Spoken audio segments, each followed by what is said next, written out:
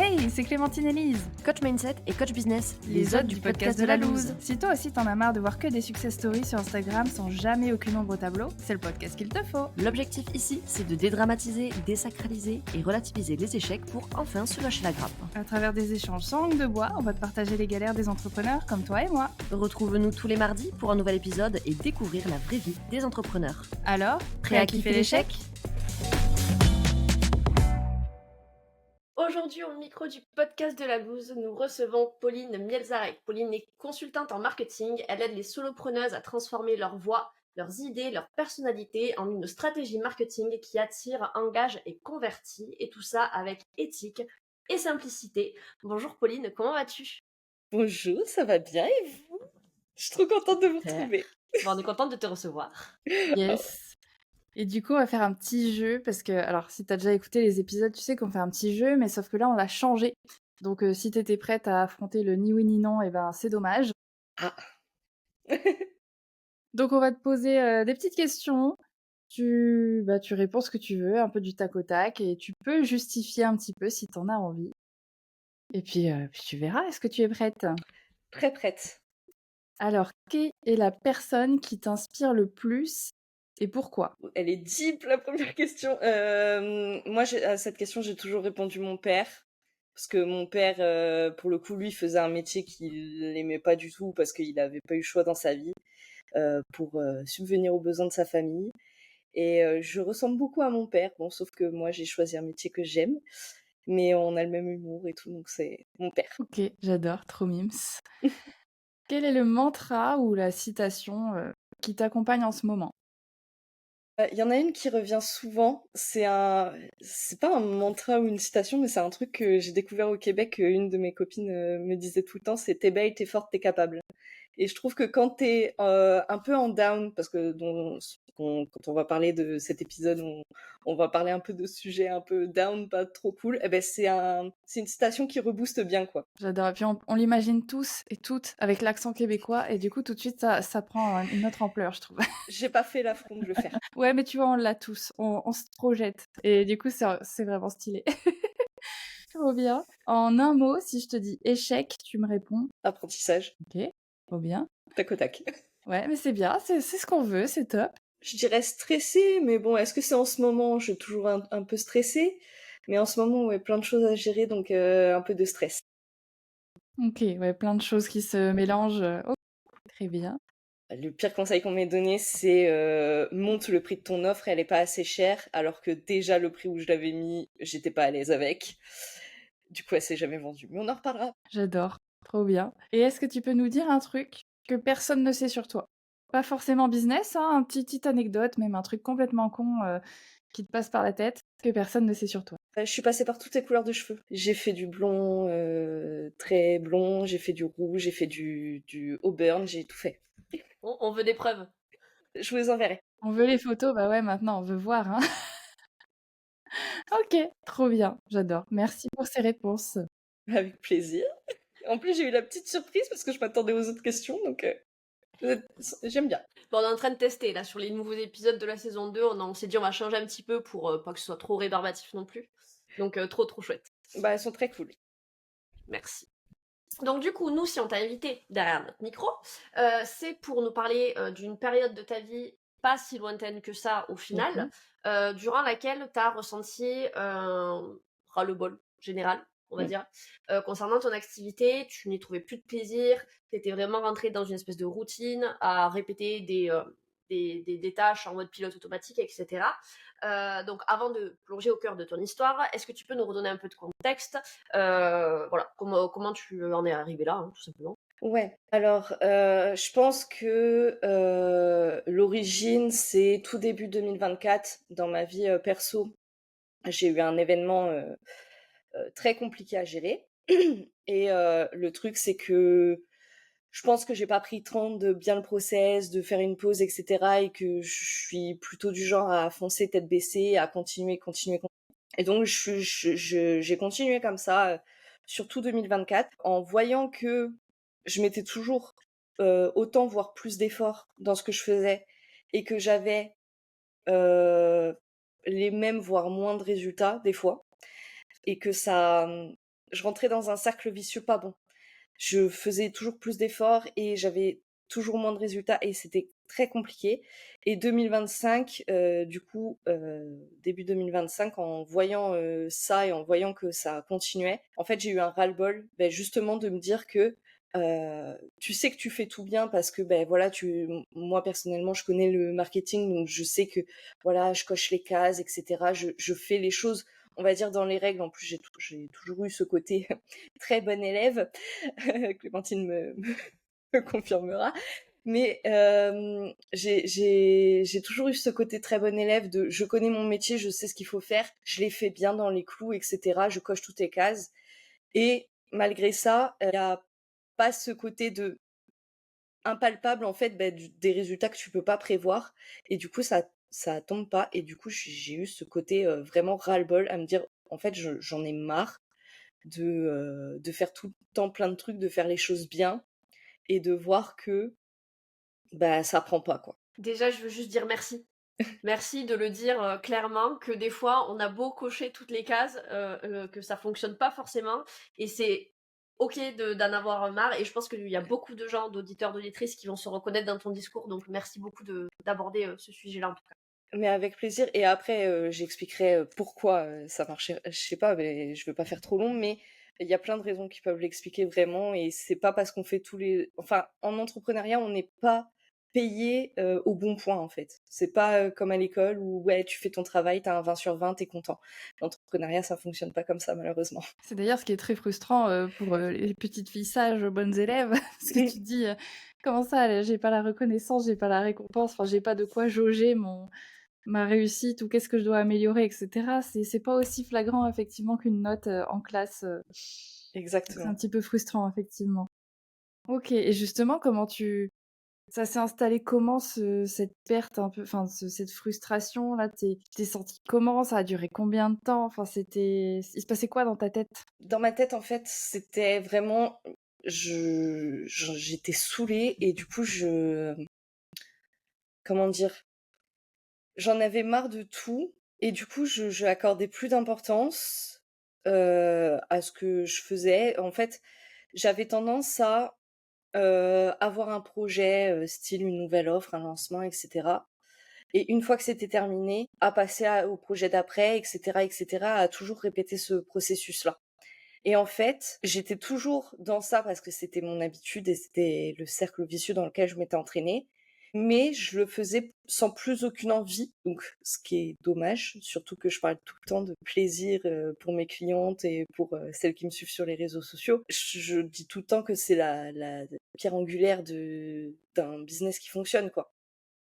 Et donc moi, j'avais plus du tout ce plaisir-là, donc tout ce qui se passait, en fait, je le prenais par-dessus la jambe. Je le faisais parce qu'il fallait le faire, en fait. Et ouais, j'étais vraiment presque pas amorphe, parce que le mot est un peu fort, mais voilà, tu le fais en mode automatique parce qu'il faut le faire, mais sans plus aucune émotion. Et donc Blasé ça un devait être... peu. Ouais, voilà, blasé. Et donc, ouais, c'est pas les bonnes conditions pour faire les choses, je pense. Oui, parce que généralement, ça se ressent dans les actions derrière. Exactement. Oui, Le exactement. non-verbal, et surtout, j'imagine, tu vois, sur des stories, des choses comme ça se voit de suite quand t'as quelqu'un qui est emballé par ce qu'elle dit ou pas, justement, et ça doit se ressentir aussi dans des posts, dans des newsletters, t'es peut-être moins convaincante, moins convaincue aussi de ce que tu vends, et du coup, ça se répercute derrière dans tout ton marketing, ta com, etc. En fait, quand tu perds ce truc-là, en fait, même à l'écrit, en vrai, même par les sujets que tu abordes, partout, en fait, on voit que, ouais, tu le fais parce qu'il faut poster, parce que tu as une case à remplir sur ton calendrier éditorial, mais on voit que ton contenu il nous apporte aucune émotion, on voit que tu le fais sans aucune conviction. Tes phrases, comment dire, elles provoquent rien, tu vois. Ouais, ça fait vide, quoi. Enfin, tu Ouais, sens que c'est vide derrière. ouais, c'est ça fait coquille vide, vraiment. Ok, ça marche. Et du coup, parce que tu nous as dit, finalement, je faisais tout bien, mais je sais pourquoi, en fait, ça marchait pas. Qu'est-ce qui s'est passé, en fait? Qu'est-ce qui fait que malgré que tu saches tout, est-ce que c'est justement parce que t'avais plus la flamme? Mais ça vient d'où ce côté, je suis devenue une coquille vide? Parce qu'avant, Tu cette étincelle, donc qu'est-ce qui s'est passé, en fait? Ouais, ben en fait, c'est justement ça, c'est, le fait que j'ai plus la flamme et que du coup ça se ressente. Et en fait, le truc c'est que, je pense que avec ce qui s'est passé dans ma vie, perso en 2024, je me suis pas mal éloignée aussi de ma communauté parce que, ben voilà, il fallait que je sois là pour travailler et cetera. Mais en dehors de ça, ben j'avais pas l'énergie de discuter. Disons-le, ça va paraître insensible dit comme ça, mais quand il se passe des trucs, dans ta vie perso que tu du mal à gérer toi, t'as pas envie de gérer les problèmes des autres. Et moi, j'ai toujours été très proche de ma communauté, des gens, à écouter leurs problèmes, à les aider, et cetera, même gratuitement en DM. Et ça, je prenais plus le temps de le faire. Et du coup, il y a une distance qui s'est créée parce que j'avais plus la force et j'avais plus l'énergie de gérer ça. Je pouvais plus entendre en fait les problèmes des uns et des autres alors que j'avais du mal à gérer les miens déjà. Donc c'était un peu compliqué. Voilà, je pense que ça vient grandement de là quand même. Et du coup, ça a été quoi le déclic? Enfin, le moment où tu t'es dit, là, il y a une couille dans le pâté, il faut changer la donne, il faut faire quelque chose. Ben, en fait, c'est un accompagnement que j'ai fait. En fait, j'ai une coach que je consulte, allez, une fois par an, une fois tous les 2 ans. Là, ça faisait 2 ans que je l'avais pas, consultée. Donc je me suis dit: «Bon là, je vois que, j'ai besoin de prendre du recul, que, je sens que je fais bien les choses, mon business plan, il est bien rodé, mon tunnel de vente, il est cohérent». Tout est cohérent sur le papier et si, on me demandait de créer une stratégie marketing, c'est ce que je ferais. Mais je vois bien que les résultats suivent pas, donc j'avais besoin de cette prise de recul. Donc j'ai appelé ma coach. Je lui ai dit: «Help me please, j'ai besoin de toi» et comme d'hab, elle a répondu présente, bien évidemment. Et en fait, au fur et à mesure de l'accompagnement, on s'est ren bah, elle aussi m'a dit: «Oui, tu coches vraiment toutes les cases et cetera. Il y a vraiment, enfin, moi, je peux rien te dire de faire en plus que ce que tu fais déjà. Il faut juste, entre guillemets, te reconnecter à ce qui te fait vibrer dans ton métier, à ce que t'aimes, à ce que t'aimes faire et ce que t'as envie de faire et plus faire les choses juste parce que tu dois les faire, mais les faire par envie. Et ça, c'est très compliqué, l'air de rien, parce que moi, je pense que je fonce tellement tête baissée que je pense que j'ai tendance à mettre de côté un peu ce qui me ferait envie et mes sentiments, mes émotions. Et du coup, là, je suis dans la phase où je me reconnecte à ça. Et du coup, ce retour en arrière, il est très compliqué parce que je suis un peu dans la phase où je me dis: «Mais en fait, qu'est-ce qui me fait envie? Je sais même plus» et du coup, je suis dans la phase de test. Voilà. Et alors que j'imagine que, comme tu nous l'as dit, ça, le fait de connecter à son envie, à son plaisir, c'est ce que tu dis à tes clientes en plus. Oui, effectivement, bien sûr. Bien évidemment, j'ai 3 piliers dans dans le travail que je fais avec mes clientes. C'est un le plaisir, 2 bien évidemment, l'éthique et 3 la simplicité. Ces 3 piliers-là, c'est, ce que je mets dans toutes les strates, de mes clientes. Des fois, c'est facile à faire pour les autres, mais c'est pas si simple à faire pour soi. Bah, surtout que quand t'es dans une période de brouillard et tout, parce que je pense qu'on y passe tous à un moment donné, tu sais qu'il y a un truc qui déconne, mais c'est compliqué de mettre le doigt exactement là où est le problème. Et puis du coup, pour trouver des solutions, ben, c'est encore plus compliqué. Parce que là, tu vois, justement, t'es arrivé dans un stade où t'avais plus envie de rien, et en fait, la solution, c'est de trouver de quoi t'as envie. Sauf que moi, quand j'ai envie de rien, ben, je fais rien, en fait. Ouais, c'est ça. Tu vois. Donc, ouais, je peux comprendre le brouillard. Oui, puis c'est toujours plus facile d'avoir un regard extérieur sur les autres et de voir où ça pêche que de le faire pour soi, c'est beaucoup plus compliqué, quoi. Oui, puis on a souvent des œillères, donc on n'a pas envie de regarder parce qu'on sait très bien qu'il y a des choses, t'as pas envie de les voir. Ou alors il y a des choses, tu sais très bien que oui, ça me ferait du bien. En Mmh. vrai, j'ai besoin de ça, je le sais très bien que j'ai besoin de ça. Mais je le ferai pas. Parce que pourquoi pas? OK. Donc, ouais, grosse période de flou intense, je sais pas ce que je veux, je sais pas ce que arrêtez de me poser des questions, c'est très désagréable, je sais pas où je vais. Et du coup, qu'est-ce que tu te dis? Parce que si ça continue comme ça, bah, ça va être compliqué, tu vas pas avoir de résultats financiers, enfin ça va être, Ouais. voilà, même pour toi, ta sécurité, financière, mentale, tout ce que tu veux, c'est compliqué. Donc qu'est-ce que tu te dis? Comment tu vois les choses? Comment tu rebondis? Enfin, comment tu essayes de te sortir de ça? Alors, le déclic déjà pour, me dire que il fallait que je sorte de ça et que j'arrête de rester dans mon cercle de toujours lancer un projet après l'autre et cetera et cetera. C'est arrivé du coup, courant printemps, vers la fin de mon accompagnement avec ma coach et en fait, je me suis dit: «Je vais me faire une liste de tout ce que j'aimerais faire, que je lance pas parce que, ça me demanderait trop de temps ou que, ça a pas, c'est pas cohérent dans mon business plan et cetera. Je vais pas me restreindre et je vais juste faire une liste de tout ce que j'aimerais faire en, ayant en tête aussi que, je voulais me reconnecter aux bases de ce que je faisais dans mon métier à la base, donc création de contenu, heu, hem, accompagnement cliente, j'allais dire, mais pas avec, l'accompagnement genre, tant de séances, on fait ça, tu vois? Mais vraiment conseil plus cliente, sur, stratégie marketing et cetera. Et vraiment, voilà, je fais la liste de tout ce que j'aimerais faire, je me reconnecte un peu aux bases de mon métier et voilà, je fais des trucs comme ça.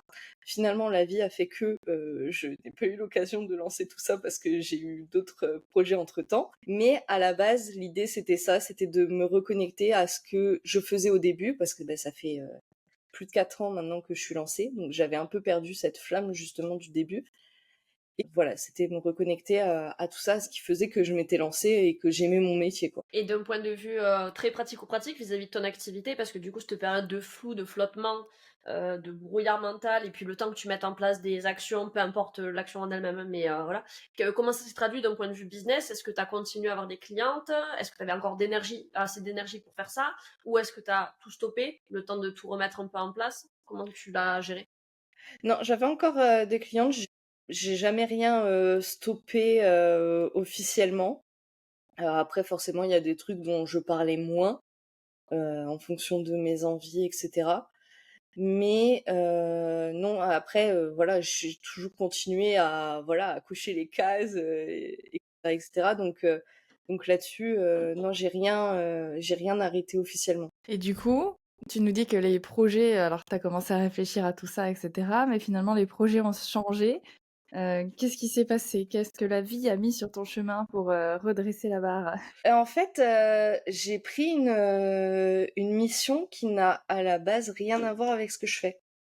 En fait, je me baladais, pour la petite anecdote, en fait, c'est ma meilleure amie qui cherchait un job et du coup, je me suis dit: «Bah, je vais l'aider un petit peu, je vais aller chercher ce qui se passe, hein, et tout» et en fait, je suis tombée sur une annonce.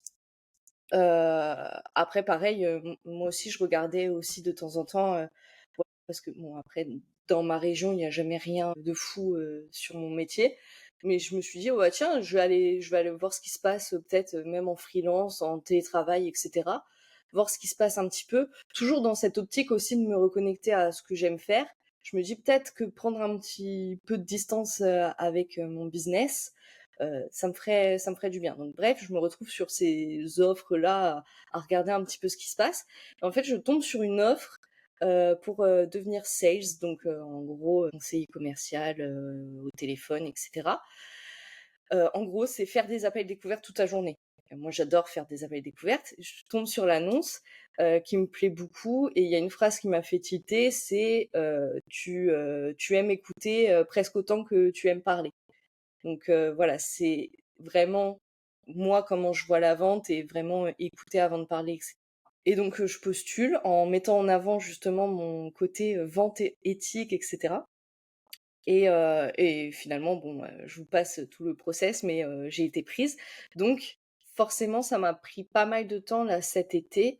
Ça a commencé en juillet et voilà, ça devrait se terminer courant octobre. Donc voilà, toute cette période-là, ça me prend quand même, 3-4 jours, on va dire, dans ma semaine. Donc ça me prend quand même pas mal de temps. C'est pour ça que j'ai pas pu faire, tous les projets que j'avais, listés à la base. Mais voilà, dans cette idée de, en fait, je cherchais quelque chose pour me dire, hem, j'en ai ras le bol, pour être poli, de mon business. Il faut que j'aille voir ailleurs, en fait. Il faut que j'aille voir ailleurs. C'est un peu comme quand, tu es saoulé de ton mec, pas que tu vas voir ailleurs, mais en tout cas, tu prends de la distance. Tu vas te faire un week-end entre copines ou tu, rentres chez tes parents, peu importe, histoire de te manquer un petit peu et ensuite quand tu reviens, ça va un peu mieux. C'est un peu comme ça que je le voyais. Ouais, donc c'était une mission courte avec une date de début, une date de fin, et pas la volonté de mettre de côté ton business, choper un CDI ou du moins un long CDD, etc. Pour faire autre chose. Il y avait vraiment ce côté éphémère de cette mission que tu recherchais ou c'était vraiment un concours de circonstances Honnêtement, ça aurait très bien pu être un CDI ou un CDD. Honnêtement, si j'étais tombée sur un truc qui m'avait plu, heu, ça c'est pas pour autant que j'aurais laissé complètement mon business enfin que je l'aurais, totalement éteint. J'aurais quand même gardé, en activité complémentaire parce que justement, je sais qu'à la base, c'est ce que j'aime faire et je veux pas, retourner dans un CDD ou un CDI, ad vitam aeternam. Donc je l'aurais gardé quand même sur le côté, mais ça aurait très bien pu, être le cas, me dire: «Bah, voilà, je vais charbonner pendant 3 4 mois, peut-être, bah, bosser le soir ou bosser les week-ends» et puis voilà. Et du coup, le fait de prendre cette mission, sales là, est-ce que tu as senti que ça avait un impact sur, ton business actuel? Est-ce que ça a rallumé un petit peu l'étincelle ou, qu'est-ce que ça a provoqué? Ouais. Est-ce que ça a fait cet effet, «Je me suis éloignée de mon mec, je suis partie en week-end et je reviens et c'est bon»? Franchement, oui, carrément. En plus, pour l'anecdote, là, quand on enregistre, on est vendredi. Donc le vendredi, en fait, c'est le jour qui est dédié, à mon business, à moi, à ce que je fais et je ne bosse pas pour, cette entreprise-là.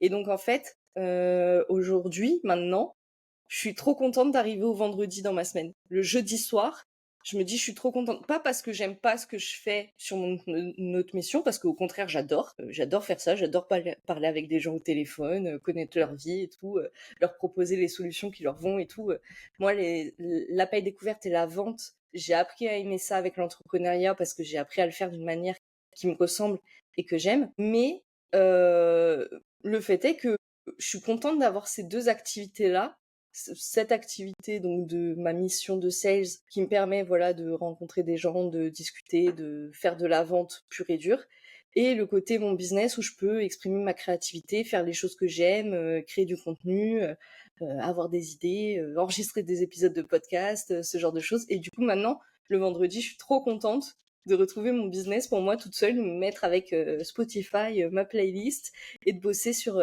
mes contenus ou de bosser sur les contenus de mes clientes. Et comment tu fais du coup pour faire le tri dans ton business? Parce que du coup, là, tu nous dis que cette fameuse mission, même si elle est éphémère, elle te prend quand même 75% de ton temps ou 80% de ton temps sur la semaine. Donc du coup, comment tu fais pour faire le tri de toutes tes tâches dans ton business pour ne conserver que ce qui te fait plaisir ou que ce qui est prioritaire selon toi?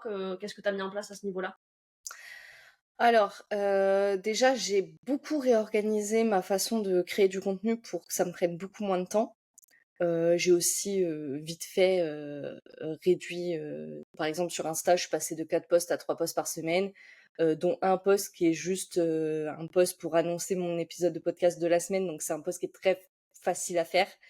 Donc ça, j'ai réorganisé un petit peu tout ça pour que ça me prenne pas trop de temps et après, priorité à mes clientes bien évidemment, tout en sachant que, je vous ai dit donc du lundi au jeudi, je bosse sur, ma nouvelle mission. Mais en fait, je suis quand même assez libre, c'est-à-dire que si je veux, dire que j'arrête à 16 heures d'appeler des gens, j'arrête à 16 heures et après je bosse, pour ma cliente ou je bosse pour moi. Là-dessus, je suis assez libre, donc c'est assez cool. Mais voilà un peu comment je me suis organisée. En gros, j'ai réorganisé ma façon de créer du contenu. Je batch énormément, donc je fais tous mes contenus pour un mois et donc je les fais vraiment, heu de manière très organisée, style, semaine 1, je vais faire mon calendrier éditorial, les scripts de mes podcasts. Semaine 2, je vais faire, la rédaction de mes posts Insta et enregistrer mes épisodes.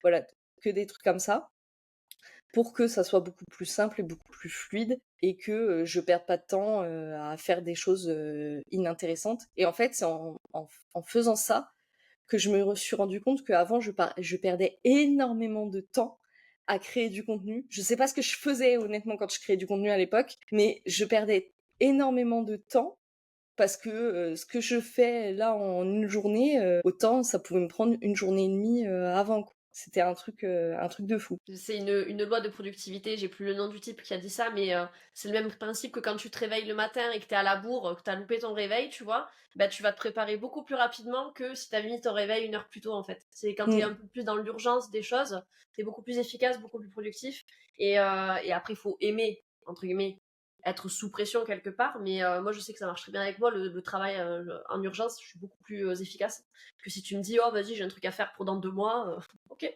tranquille.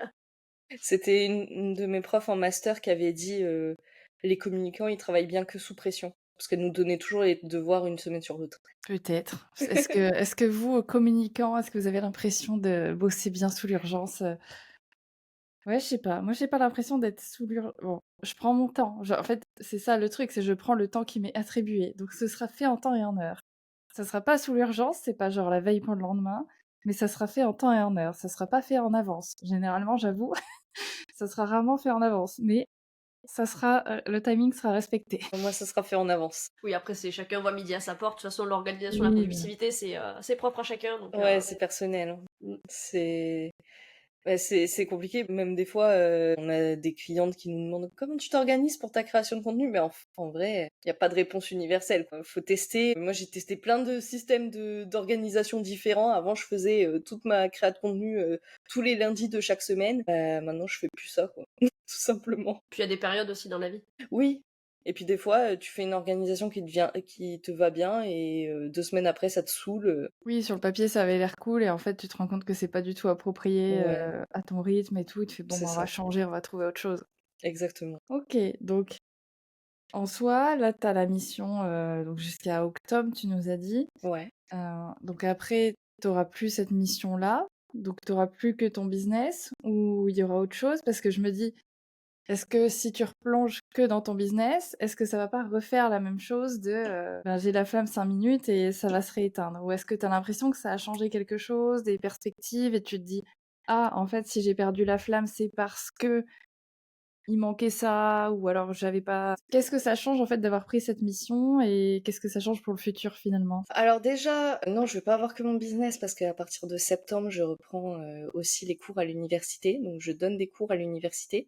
Ça, je faisais déjà avant. J'ai commencé l'année dernière. Donc voilà, je fais jamais qu'un seul truc parce que ça me plaît pas. Et en fait, c'est du coup rentrée 2023, en fait, été 2023 où on m'a contacté pour l'université et ça rentrait totalement dans mon idée de j'ai plus envie de mettre tous mes œufs dans le même panier, j'ai envie de voir d'autres trucs, etc. J'avais déjà cette idée à l'époque, avant même de vivre ce gros ras-le-bol que j'ai vécu là cette année. Donc j'avais déjà un petit peu cette idée derrière la tête. Et donc pour ça, j'ai l'université qui est bien tombée, donc j'ai ces cours-là. Et je pense que du coup, quand ma mission s'arrêtera, je pense que je vais reprendre ma liste que j'avais faite à l'époque pour cocher quelques trucs de cette liste. Je me dis que ça serait pas mal. J'ai toujours envie de faire plein de trucs, style, j'ai très envie de me mettre maintenant à la prospection, alors que j'ai toujours dit que j'en ferais jamais. Alors ça déjà, c'est rare, hein, c'est à encadrer quand même, genre de vouloir volontairement faire de la prospection et genre: «Ah ouais, ça va me faire kiffer, j'ai trop hâte et tout». OK. Mais parce que j'ai... Putain, attendez, faut juste que je retrouve le nom, parce que sinon ça va être dommage. Oui, c'est bon, je l'ai. C'est parce que j'ai rencontré Leïla, qui fait de la prospection éthique, que j'ai interviewée aussi sur mon podcast, et qui m'a trop donné envie d'en faire. J'ai pris une séance avec elle et tout, elle m'a trop donné envie d'en faire. Donc, je vais m'y mettre. Encore une fois, j'ai pas eu le temps. Mais ouais, c'est très bizarre étant donné que j'ai toujours été de celles qui disaient non, mais moi, la prospection, c'est pas pour moi. J'en ferai jamais. Et en fait, c'est comme la vente. Au début, on se dit non, mais la vente, c'est pas fait pour moi. Je suis pas faite pour ça. Je suis nulle en vente, etc. Et en fait, il faut juste trouver la manière de le faire à sa sauce et de le faire pour se sentir bien et pour que ça soit en accord avec nos valeurs. Et donc voilà, j'ai très envie de me mettre à ça aussi, donc ça me fera un projet en plus. Et ça sera déjà pas mal en vrai, hein. Si à partir d'octobre je fais ça, Mm. ça sera déjà Et pas tu mal. vois, tu dis c'est un peu paradoxal, tout ça et tout, mais moi je trouve ça plutôt cohérent. Parce qu'en fait, si on résume très grossièrement ton histoire, c'est que tu t'es enfermé dans un schéma que tu connaissais déjà, à répéter tout le temps les mêmes stratégies. Et en fait, juste en ayant cette mission de sales, en essayant des techniques que tu n'avais jamais osé essayer jusqu'à présent, tu viens juste casser cette routine que tu t'étais instaurée.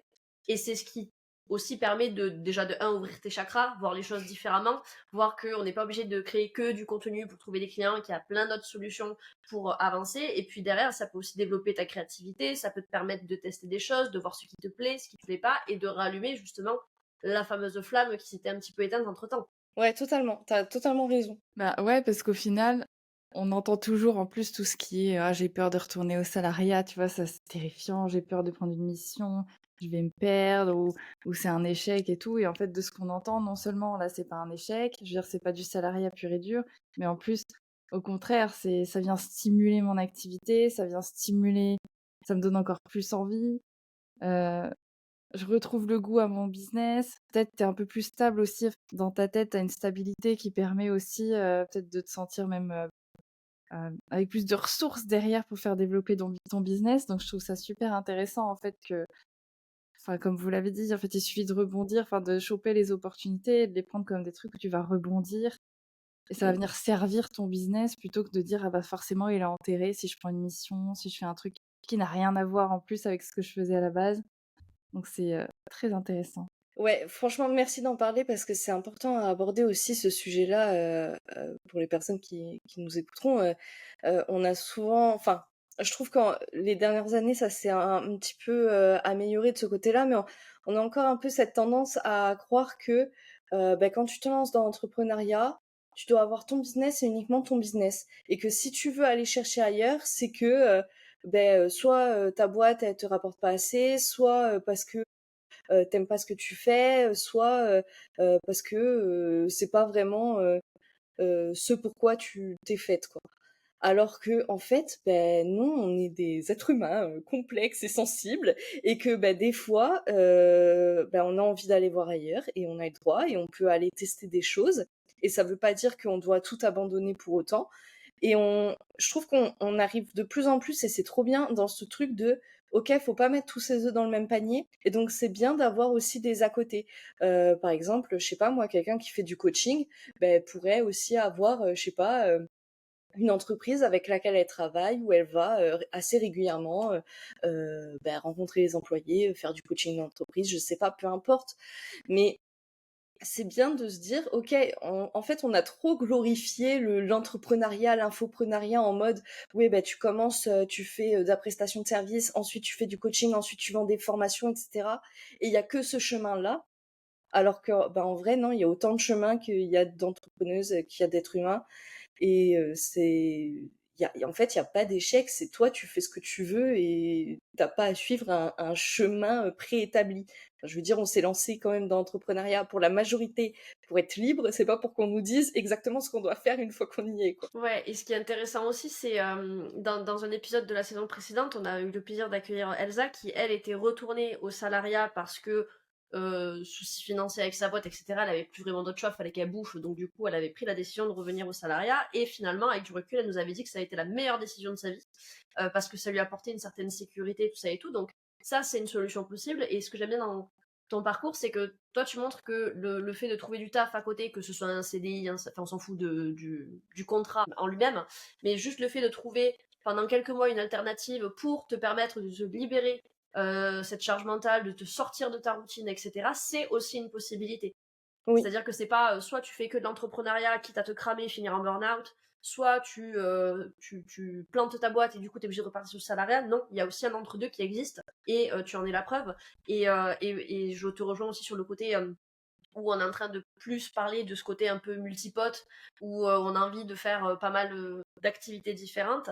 Et au-delà de tout ça, moi je trouve que, parce que du coup je suis dans cette situation-là, jusqu'à présent j'avais que mon activité, et là en moins d'un an j'en ai du coup 3 autres à côté, qui n'ont strictement à rien à voir les unes avec les autres. Alors oui, il y a toujours des points de ressemblance quelque part, mais il y a quand même des mondes assez distincts. Et en fait, dans chacune de mes activités, je viens chercher quelque chose de différent.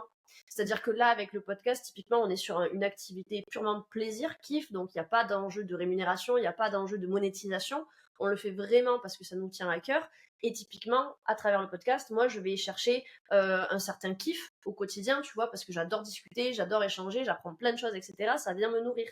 Si je veux de la thune, ben, je vais me baser sur mon activité principale, parce que là, aujourd'hui, c'est ce qui me rémunère, etc. Si je veux de la créativité, j'ai mon activité d'autrice. Et en fait, je trouve qu'en me construisant des activités autour de mes besoins, je vis beaucoup mieux que quand j'étais juste à mon compte et que du coup, j'avais toute la pression sur mes épaules, etc. Alors, j'ai 4 fois plus de charge de travail, 4 fois plus de charge mentale, etc. Mais je suis heureuse. Ouais. Oui, parce qu'en fait, on fait nos choix et rien ne t'empêche au bout d'un moment de dire, ben ça, je le mets peut-être un peu plus de côté pour me concentrer un peu plus sur tel truc. Et je reviens sur ce que tu disais, oui, on a souvent tendance à croire que si tu prends une mission, en fait, c'est que c'est la fin de ton business et que c'est soit l'un, soit l'autre. Et en fait, non. Enfin, je sais pas qui a dit ça, mais en fait, moi, j'ai jamais aimé faire de choix. J'ai jamais su faire de choix. Ça désespère ma mère dès que je fais les boutiques avec elle parce que je suis là entre un t-shirt noir et un t-shirt blanc et je lui dis lequel je prends et je sais jamais donc je prends les deux. Donc je n'aime pas ça faire des choix, c'est pas fait pour moi. Donc dans mon business je ne fais pas de choix non plus. Je fais tout et tout en même temps. Et le jour où j'en ai ras-le-bol, ben, peut-être que je réduirai un truc ou peut-être que j'arrêterai un autre. Et voilà, il y a pas mort d'homme, et c'est pas grave. Il y a rien qui, enfin, comment dire, t'as toujours moyen de revenir en arrière. Il y a rien qui est immuable dans la vie. Donc, s'il y a un truc qui te plaît pas, soit tu réduis, soit t'arrêtes complètement. Et ça t'empêche pas non plus de reprendre plus tard. Ouais, c'est ça, parce qu'au final, bah, Elsa, elle a repris. Mm. Tu vois, elle a repris un boulot salariat et puis après, elle a repris, elle a tout changé. Elle a changé aussi putain, son business, ce qu'elle voulait faire, etc. Et en fait, maintenant, bon, elle a eu un bébé entre-temps, donc ça a refait une pause, mais mais quand elle a repris, elle était trop contente parce que, bah, voilà, ça a été un tremplin, c'était nécessaire, ça a remis les idées en place et c'est ça, je pense, en fait, faut arrêter de voir le truc genre, comme tu dis, bah, c'est foutu, en fait, si tu quitté une fois, tu reviendras pas et tu foiré et en fait, tu laissé tomber ton business et non. Mm. Non, non, c'est juste, au contraire, je me redonne de la force, je me redonne de l'élan, je me redonne de la liberté mentale aussi peut-être d'avancer, quoi. Parce que combien de personnes justement finissent un peu frustrées dans leur business parce que tu plus de thunes, tu plus, tu commences à réfléchir à trouver des solutions, tu en trouves 28 000 mais il y a rien qui est vraiment poussé ou tout est lancé à l'arrache et du coup, bah, il se passe pas grand-chose. Alors que finalement tu te dis: «Bah, si tu reprends un truc salarié qui te permet de financer et derrière d'investir dans ton business», c'est clairement pas une erreur, c'est au contraire, je dirais même très stratégique et même très intelligent de savoir faire ça, quoi, donc voilà, tout n'est pas une fin en soi. Oui, c'est ça. Généralement, quand on se lance dans l'entrepreneuriat, c'est parce qu'on a fait un burn-out avant, ou qu'en tout cas, on se sentait pas bien dans le salariat. C'est pas pour en faire un en plus quand on se lance à son compte. Donc voilà. Moi, je suis pas fan de il faut faire tel truc, il y a que tel truc qui marche. J'ai jamais été fan de ça. Et quand je vois le truc du chemin de oui, faut faire du coaching, faut faire de la formation, faut arrêter de vendre son temps, bah, ça me gonfle en fait parce que ben non, il n'y a pas qu'une seule façon de faire. T'as le droit aussi d'aller voir ailleurs, de tester des trucs. Je veux dire, t'es pas marié à ton business non plus. Il y a rien qui t'oblige à faire que ça 7 jours sur 7 et 24 heures sur 24. T'as le droit aussi d'aller voir un petit peu ce qui se passe autour, d'avoir des passions, voilà, de faire d'autres trucs. Lise, elle écrit un livre, moi je fais du poney, voilà, tout va bien, tu vois. Moi, je fais du crossfit et de la danse sur talons, C'est génial, c'est trop je vais faire du crossfit sur talons et puis, ouais, bien. Bon courage. ouais, je pense que les talons, ils vont pas résister Je longtemps te non laisse plus, partir mais devant, je regarderai. j'ai pas des talons assez solides, je pense, mais oui, Lise, tu as une remarque? Bah oui, juste histoire de recentrer le sujet, parce que là, je sens qu'on va partir en cacahuète. Non, j'ai une question qui m'est venue en tête, parce que c'est vrai que on a parlé souvent des injonctions qu'on entend, qu'on lit, qu'on voit sur les réseaux sociaux, etc., par rapport à l'entrepreneuriat. Ça, c'est une chose, qui vont derrière forger nos propres pensées, nos propres croyances, etc. Mais il y a aussi un deuxième aspect, je pense, à prendre en compte dans ce genre de situation, c'est le regard des autres. C'est-à-dire que souvent, justement, pivoter, repartir dans du salariat, prendre un CDD ou faire une mission comme ça et tout, ça peut souvent être perçu ou mal perçu de la part de l'audience, de l'entourage, etc. Est-ce que toi, justement, dans tes réflexions, dans tes choix, dans tes décisions, est-ce que tu as été impacté justement par l'avis, que ce soit ta famille ou peut-être tes abonnés ou tes clientes? Est-ce qu'à un moment donné, ça a pu interférer? dans tes réflexions? Réponse courte, non, mais je vais développer quand même. Heu, déjà ma famille, ma mère rêverait que je prenne un CDI, donc voilà, c'est pas, ça va pas venir d'elle, ce truc-là. Et en fait, moi, je pense plutôt le contraire. Honnêtement, je pense que le fait de faire plusieurs choses, je trouve ça plutôt admirable, plutôt que, le fait de, et je dis pas que le fait de faire que son business, c'est nul et ça vaut rien, bien au contraire. Mais je veux dire, je vais pas aller, avoir un mauvais jugement ou critiquer une personne qui, fait d'autres choses. Moi, en fait, je le vois comme des apprentissages. La mission de sales, elle m'apprend, à rencontrer plein de types de personnes différentes, à vendre, et surtout, ça me permet de tester aussi ma technique de vente à moi, la vente éthique, sur un public qui ne me connaît absolument pas, ce que j'avais pas encore eu l'occasion de faire parce que, je faisais de la vente éthique, mais je le faisais avec des gens qui me connaissaient, donc j'étais pas sûre de si ça marchait avec d'autres gens. Spoiler alert, oui, ça marche. Bien évidemment. Et l'université, ça m'apprend à transmettre des choses de façon très simple et très concrète, parce que les étudiants, c'est pas qu'ils sont cons, mais c'est que des fois on leur a mal expliqué, ou que des fois ils sont totalement débutants, même encore plus que lui, ça se marre.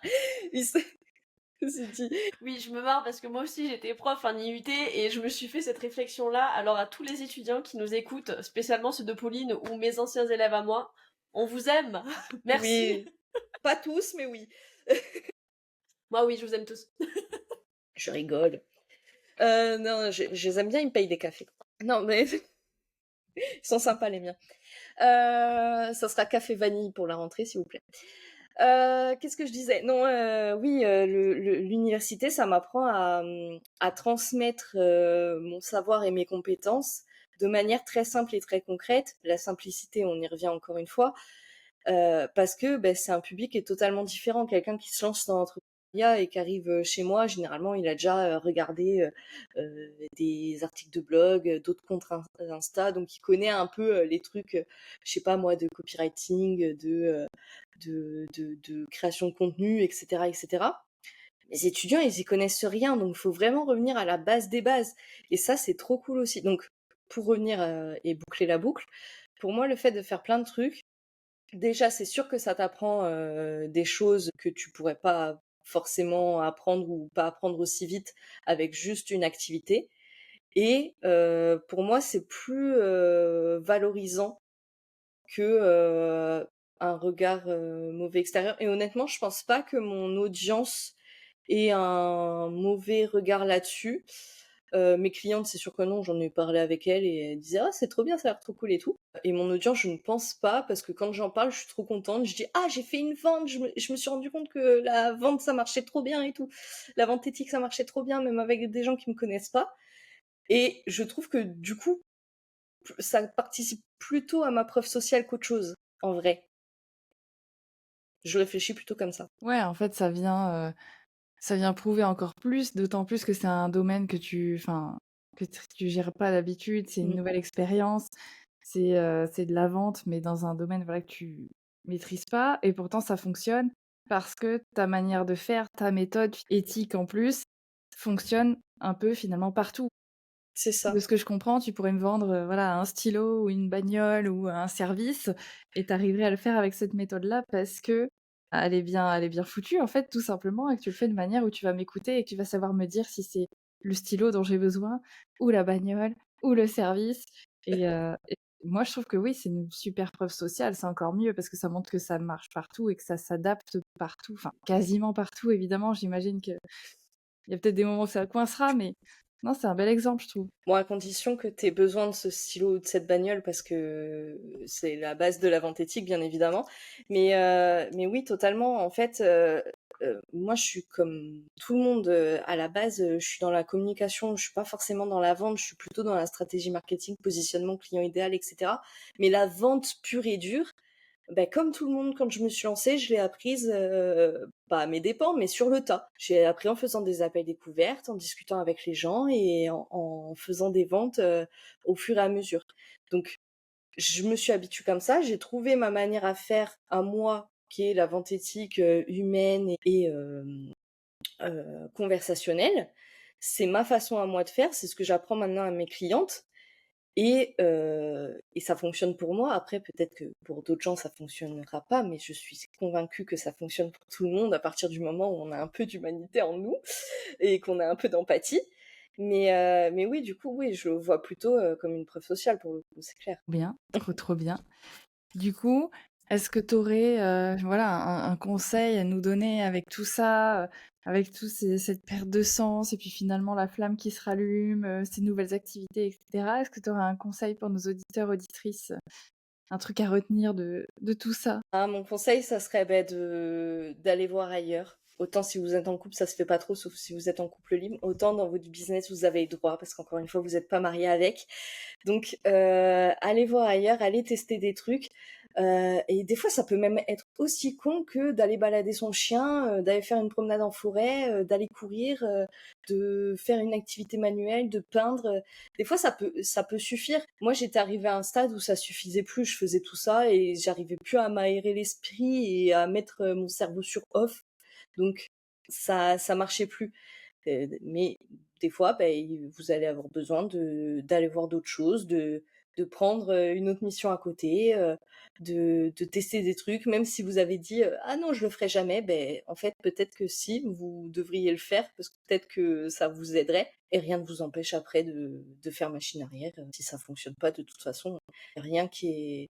Y a rien qui est immuable. Et justement, pour toutes les personnes qui écouteraient cet épisode et qui seraient justement dans cette phase de brouillard, mais qui n'en ont pas encore conscience, quels seraient les éléments déclencheurs, tu vois, ou les choses auxquelles faire attention, qui nous disent, attends, on est en train de partir du mauvais côté, c'est le moment de s'ouvrir à d'autres choses, d'aller chercher de la créativité ailleurs pour éviter de sombrer dans ce fameux pilote automatique que toi t'as traversé.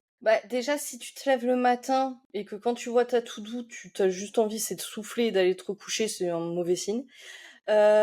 Si tu sens que tu fais les trucs sans aucune passion parce que tu dois les faire pour cocher la case de ta to-do, mais que ça te provoque rien, aucune joie, aucun truc, et que quand t'as terminé ton projet en cours, tu dis qu'est-ce que je fais après, je sais pas quoi faire après, je sais plus où aller. Là aussi, ça peut être un élément déclencheur de je sais pas quoi faire. Pareil, si moi je suis un peu dans cette phase-là encore aujourd'hui, et je donnerai le conseil après, mais si vous sentez que vous avez plus d'idées pour vos contenus, si vous avez plus d'idées pour vos offres, plus d'idées d'actions à faire, quelles qu'elles soient, que vous savez plus en fait comment vous adresser aux personnes qui sont censées être vos clientes et que vous êtes censé connaître mieux que personne, parce qu'on est censé connaître sa cible mieux que sa meilleure pote. Si vous savez plus comment vous adresser à elle, c'est qu'il y a un problème. Encore une fois, je reviens à la métaphore du couple, mais si vous savez plus comment vous adresser à votre mari ou à votre femme, c'est qu'il y a un problème dans la relation. Donc c'est un peu comme ça que je le vois aussi. Si dans votre business vous savez plus comment vous adresser à votre cible, c'est qu'il y a un problème, c'est que vous savez plus comment la traiter. Et moi, je suis un peu dans cette phase-là parce que je paye un peu les pots cassés de pendant 6 mois, 1 an, j'ai un peu fui ma cible parce que j'avais trop de problèmes à gérer, du coup je lui parlais plus.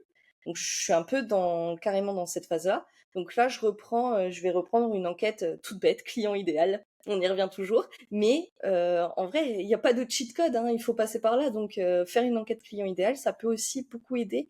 Et rien que de demander aux gens c'est quoi que vous aimez voir sur mon compte, c'est quoi que vous aimez chez moi dans ce que je partage, pourquoi vous me suivez moi et pas une autre, ça aussi ça peut être un bon indicateur. Trop chouette. Donc en résumé, on fait une infidélité à notre business sans se prendre la tête. Ouais. Et après, on réinstaure la communication avec notre, avec notre client.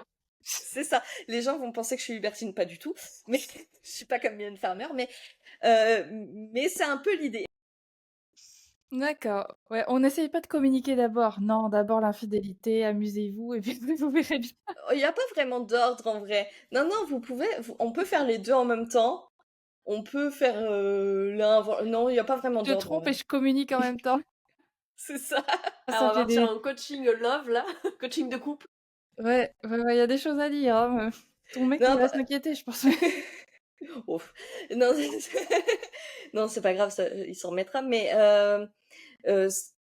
je pense que pour les personnes qui ont peur de lâcher leur business et qui vont avoir ce côté, j'ai peur que si je prends une autre mission, ça veut dire que c'est la fin de mon business et tout. Peut-être que commencer par l'enquête client idéal, ça serait le meilleur commencement. Enquête client idéal et puis même tout revoir dans son business parce que l'enquête client idéal, c'est la base de tout. C'est par ça qu'on commence. Mais après, revoir toute l'entièreté, se dire est-ce qu'il n'y a pas des choses que je peux supprimer? Est-ce qu'il n'y a pas des choses que je pourrais améliorer, des choses que je pourrais ajouter qui seraient plus en accord avec ce que j'ai envie de faire? Et à partir de là, peut-être que ça va se relancer, peut-être que non, et peut-être que vous aurez besoin d'aller voir ailleurs. Très bien, c'est bien noté. Merci beaucoup.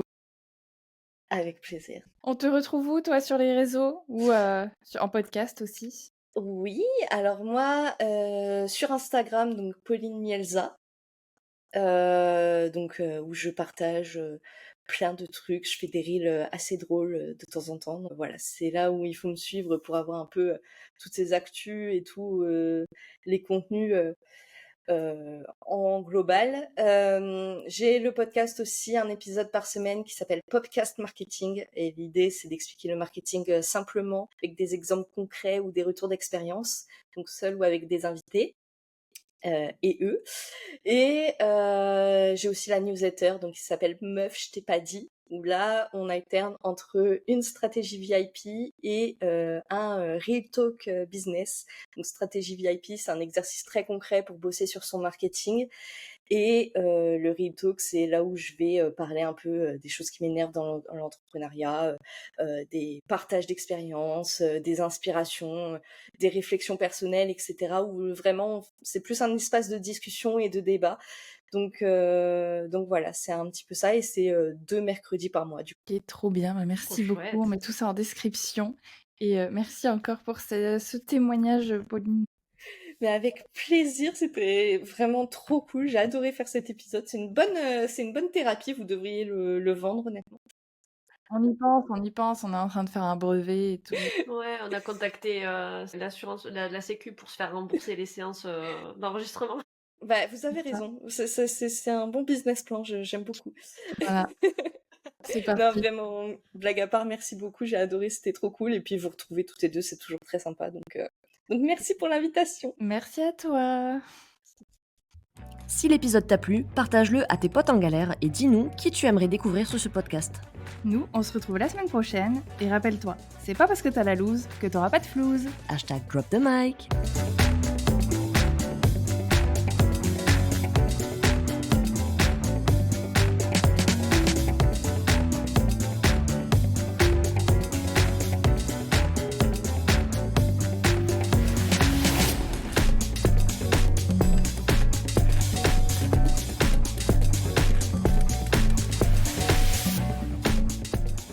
Mais qu'est-ce que tu fous? T'es encore là?